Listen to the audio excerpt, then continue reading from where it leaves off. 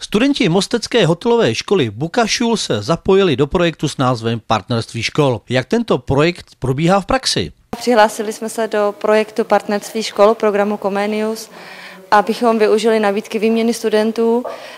Tento program běží už začátku září, kdy děti zatím komunikovaly mezi sebou přes Facebook a přes různý mass media a v současné době v podstatě je to prvoroční vyvrcholení, kdy studenti z turecké školy jedou k nám, aby poznali českou kulturu, české tradice, český životní styl a způsob výuky. V tomto případě se jedná o studenty tureckého gymnázia a tyto projekty Partnerství škol nabízejí studentům a učitelům možnost pracovat společně na tématech, o která se zajímají. Některé projekty se více zaměřují na aktivní účast studentů. Já jsem Hakan.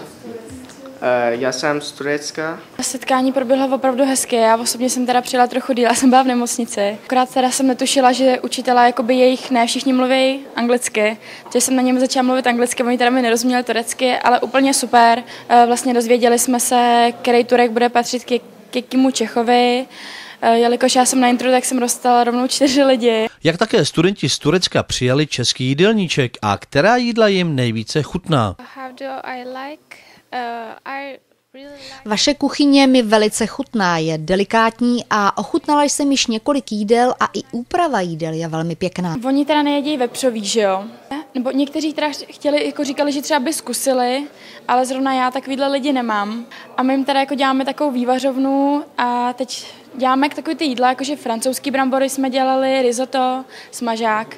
Smažáka ten zdlábli úplně celý, to byl úplně čistý talíř, od nich zůstal. Turečtí studenti měli možnost i některá jídla sami uvařit, a to pod odborným dohledem. Tak dneska jsme připravili oběd, kde turecká strana si připravovala klasickou českou kuchyni, děláme hovězí polívku s kapáním, děláme hovězí svíčkou na smetaně s knedlíkem a děláme krupicový nákyp z jablky. Jak se dívají na česká jídla, na jejich přípravu? Tak myslím, že příprava je celkem v pořádku, nicméně minulý týden jsme měli hovězí guláš s knedlíkem karlovarským, tak jim teda moc nechutnal, tak říkali, že to jsou hodně jako rozdílný chutě oproti její kuchyni, ale jinak třeba ryba nebo kuře jim celkem chutnalo, takže dobrý celkem. Náš projekt je zaměřený na kulturu, tradice, oslavy a vyvrcholením neboli cílovým produktem je sbírka Když se řekne a vzhledem k tomu, že vaření, svíčková, knedlíky patří k českému životnímu stylu a k české kultuře. Jedním z těch důvodů je, proč studenti vaří jídlo a proč jsou účastní na hodinách vaření a proč to ochutnávají. Jak tedy vypadá i turecká kuchyně?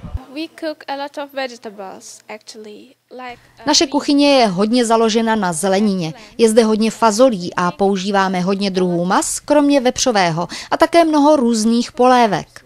Projekt bude pokračovat i příští rok, kdy naopak čeští studenti budou mít možnost se seznámit s tureckou kulturou, na což se již dnes těší.